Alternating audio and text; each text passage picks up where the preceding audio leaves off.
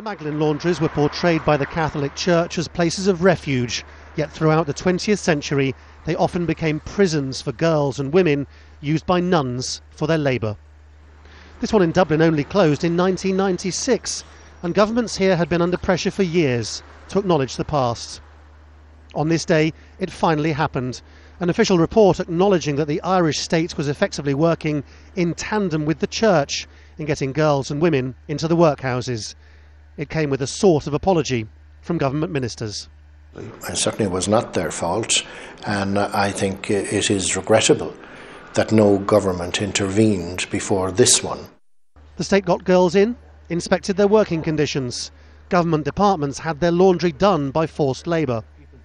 Campaigners and victims welcomed this acknowledgement of the past, but they want compensation for their imprisonment and their lost years.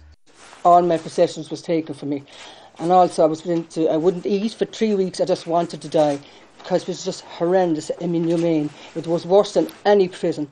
The report also said the nuns were often trying to do the best they could for some girls. That will anger those who say there should still be prosecutions.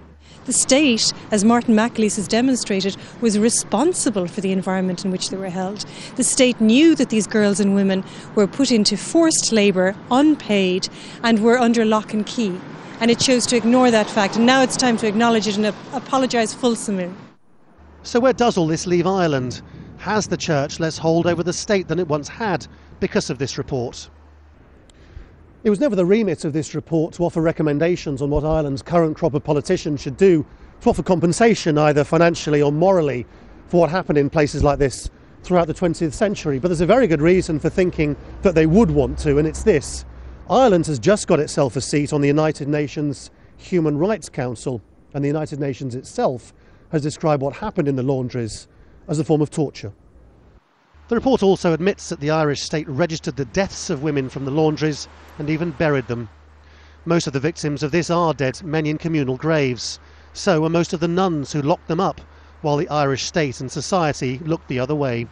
If a line has been drawn under the past, it's still far too late for many thousands of innocent Irish women known throughout this country as the Magdalenes. Laurence, Al Jazeera in Dublin.